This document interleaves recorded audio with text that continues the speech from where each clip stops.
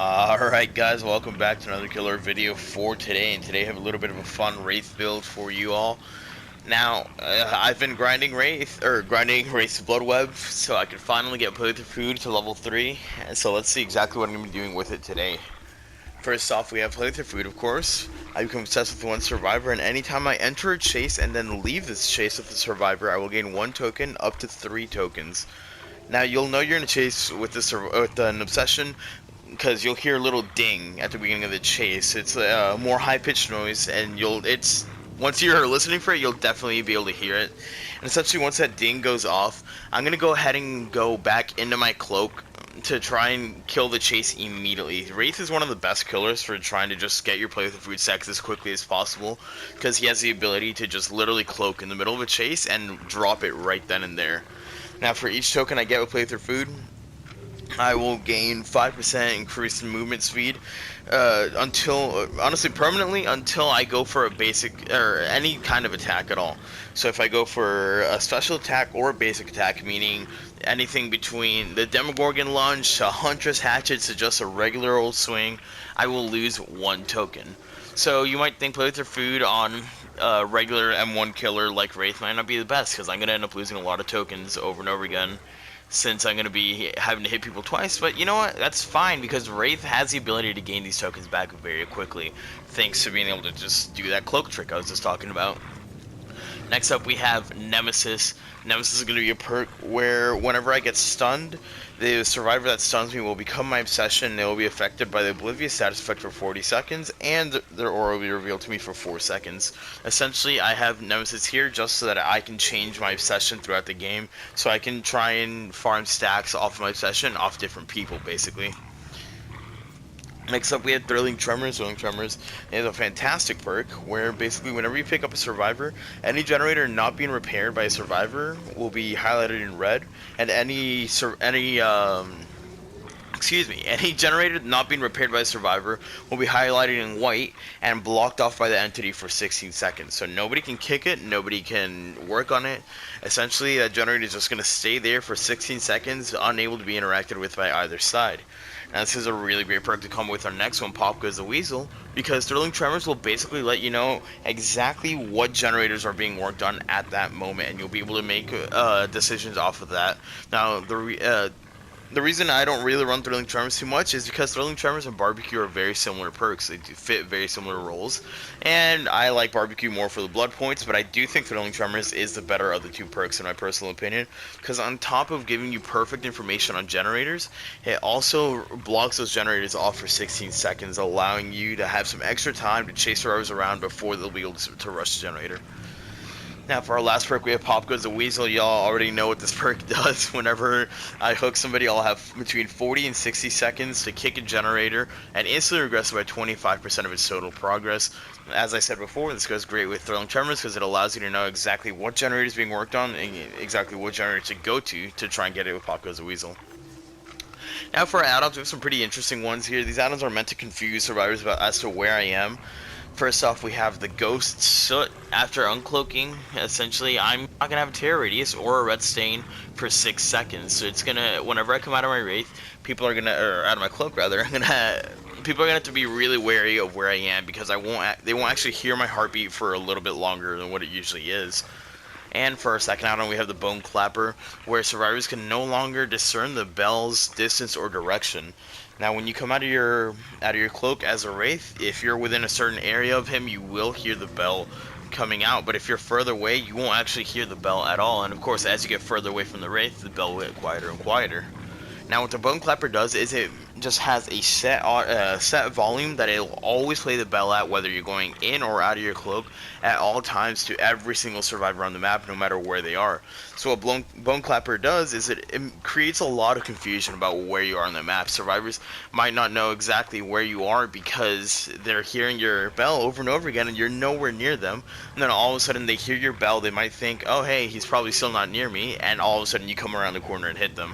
These 2 add-ons pair really well together, and honestly, this is the budget version of running the Ghost add-on with this add-on right here, the Coxcomb Clapper, which makes the bell completely silent. Essentially, the bone clapper here is the scuffed version of the coxcomb clapper, because they do very similar things, where they create a lot of misdirection and survivors won't know exactly where you are when you come out of your wraith. But anyways, guys, let's get right into the video. Alright, so I may I may or may not have not paid any attention to who's my obsession, so I'm just going to do this to look at their names real quick. Alright, so I look at the names, and I already forgot who the fuck that is. It's the Adam. Okay, I thought I was gonna say the Jake, but it's the Adam.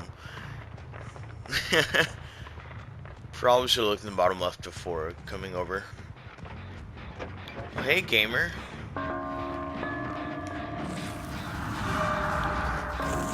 I'll cloak here to gain a stack, and I'll come back to the Adam or to the Jake instead. I'll look for this Adam again. Is he still back here? Dude, why are you still back here?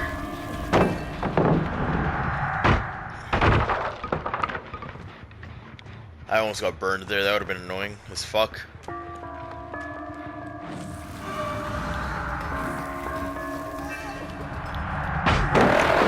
Alright, that's fine. Make the Jake my obsession. This Adam really wants blinds. Since I'm gonna lose Jake in a second here, I'm gonna fucking zoom.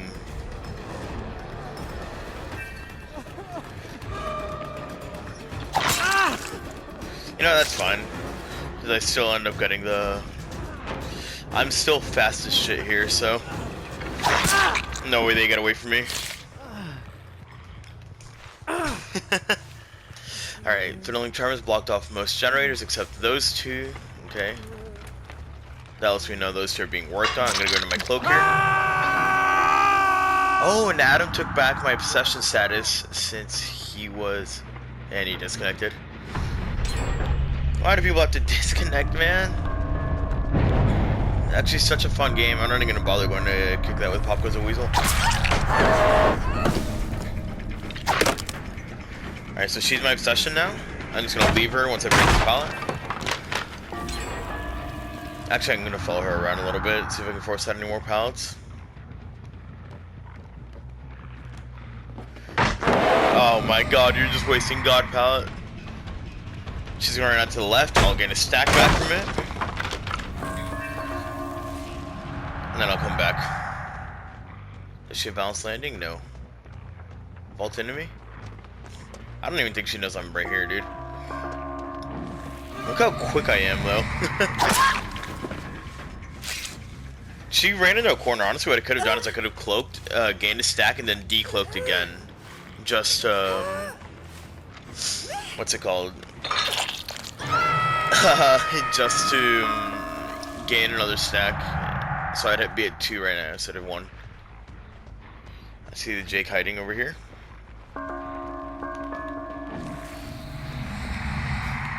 Where the fuck? Okay, I think he did a spin. That's what threw me off there. Oh my god, Jake, buddy. That's why we don't camp pallets, guys. What? Okay, they're not in any generators. I see all the generators blocked off in white.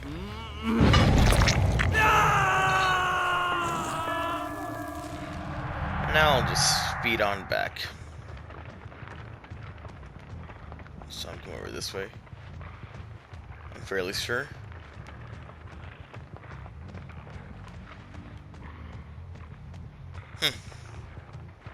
I guess not. Oh my god, why are you just hiding, dude?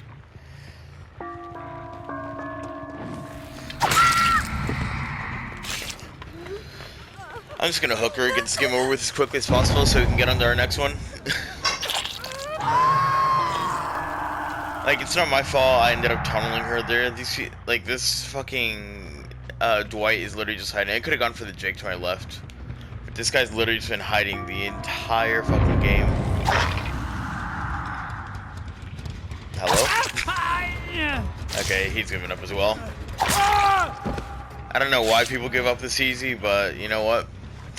Just get some excuse to another game in the video, right?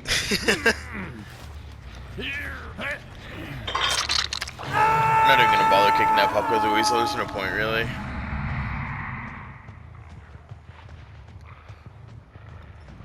Scratch marks on the killer shack. I hear the Jake to my left.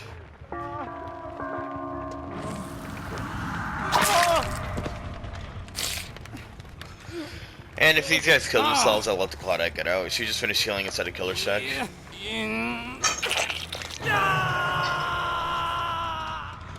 This is where she is. She's over by this pallet. I couldn't tell where she was, if I'm honest.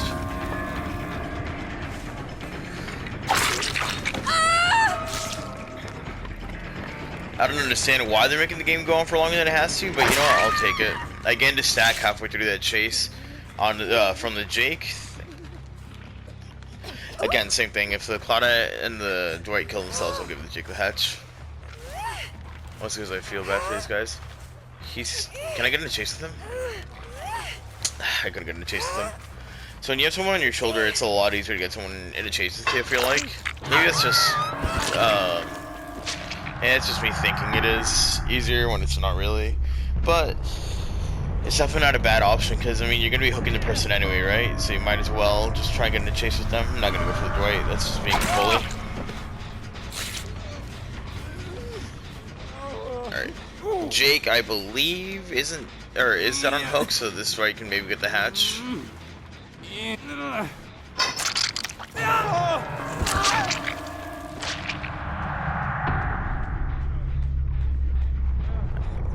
Oh my goodness, you're still trying to fucking hide. Why?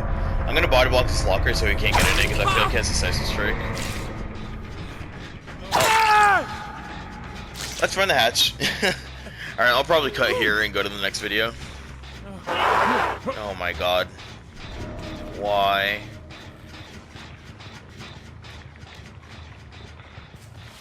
What is the point? Now he's just gonna run to every single pallet and waste every pallet to make this game. Yeah, I'm just gonna cut here and go to the next video.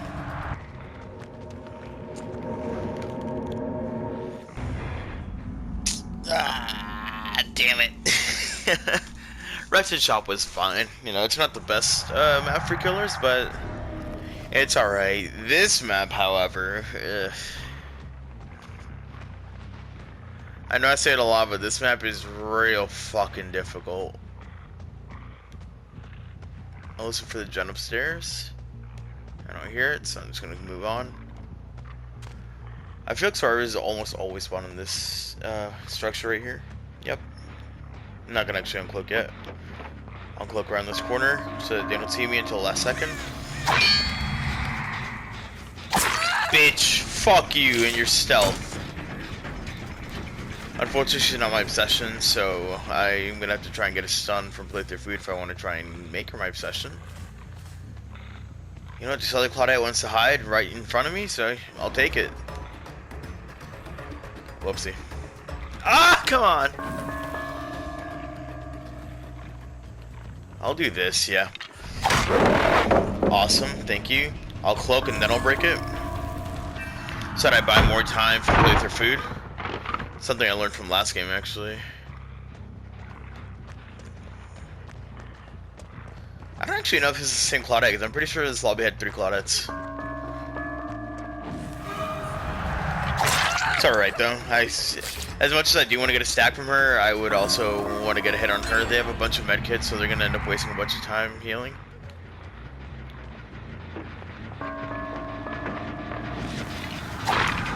That's insane how I managed to miss that. He's gonna drop his pallet, please. Oh my god, it's beautiful. The Claudette behind me hasn't killed yet. I'll do this. And I'll body block the pallet from her right here. What? No! I thought she would, you know, try and run, but I guess not. She doesn't make it anywhere though.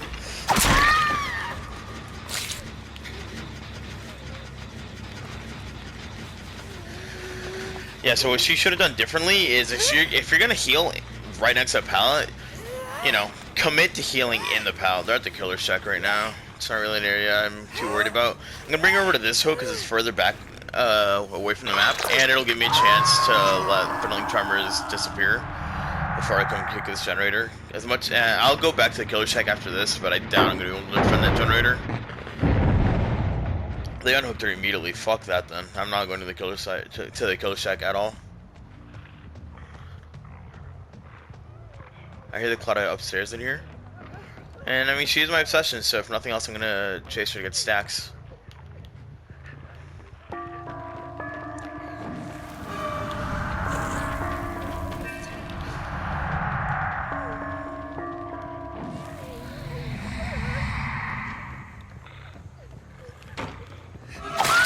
Alright, I'll just leave her slugged here. They're still gonna be on the killer shack generator that Jeff went off in this direction. As much as I wanted to get stacks from her, I mean, she's not running anywhere away from me, so like, I don't really have a point to running away, or to trying to farm stacks off her for a play with the food. I feel like Jeff went back to his generator over there, if I'm honest. That's what I would have done.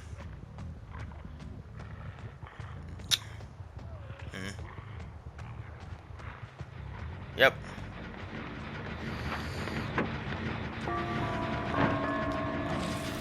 He is lithe, okay. Oh, I thought he would double back here. Smart. Carrying in an area where the pallet's already down, so if he's smart, he'll run away from it, yeah. I saw someone running for the pickup. I messed up there with my movement, unfortunately. That was really nice. I thought I would be able to hit him there. He's gonna try that again. Yep.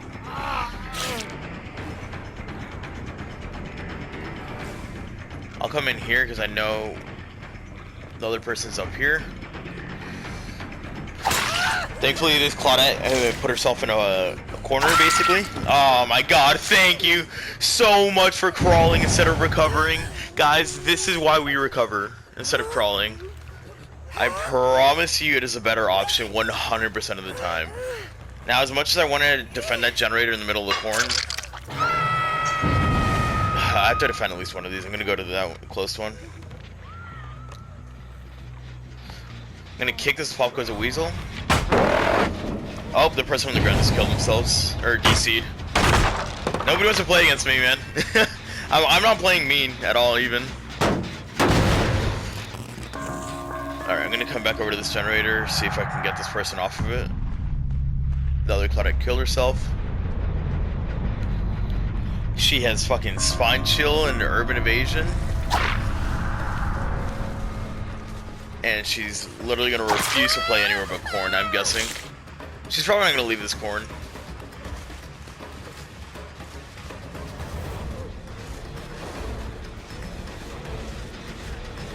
Told you. Dude, oh my god, I know I harp on immersed players a lot, but like, Jesus Christ, do you see this? They all do the same stuff. They go for the exact same plays, they're so predictable, and when their stealth doesn't work, they literally just go down within fucking 15 seconds. Jeff probably got on his generator again. This Jeff seems like the only actual strong looper on this team. And honestly, he isn't even the best at looping. He's just, you know, actually using pallets.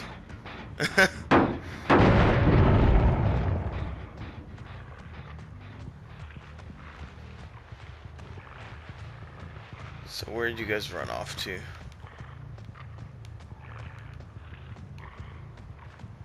Well, I see blood coming back here, and the Jeff is hiding, so like, what am I supposed to do? Just not take advantage of the fact that he's hiding and this Claudette isn't? Or, I mean, I guess she is, but, you know, not well. I told you, dude, straight back to the corn. She's literally just relying she's literally just hoping and praying that the killer can't see her. That's her main defense when it comes to a killer chasing her. Just crossing her fingers that she never gets found. I don't get it. I don't understand that playstyle at all. Like, what the fun in it is. I feel like it's more fun, you know, getting chased, having interaction with the killer, as opposed to just playing hide and seek for 15 minutes. But I guess each his own.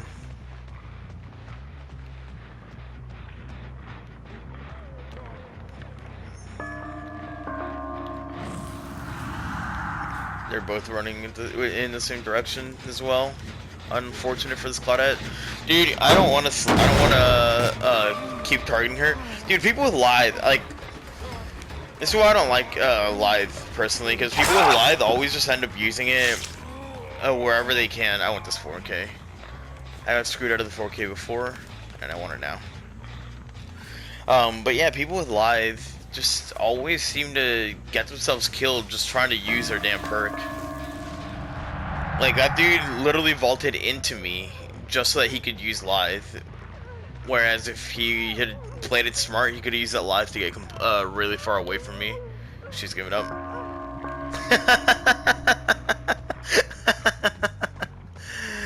I don't know why people DC against me.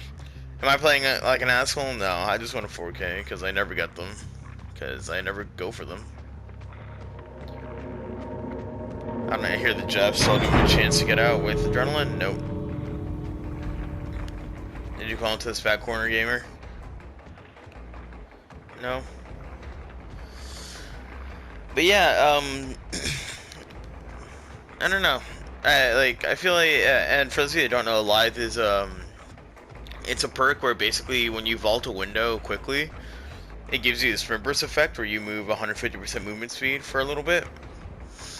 And in theory, it's a solid perk. Every time I see people use it, I basically, I guess what I'm trying to say is I see very few situations where people actually use it really effectively to try and get away from me. Usually when I see people use it, it's just, I want to use my exhaustion perk. I want to use my exhaustion perk, so I'm just going to randomly find a window and not really make any actual distance off it. That's, in my opinion, that's the best way to use most exhaustion perks. Just try and make as much distance as possible.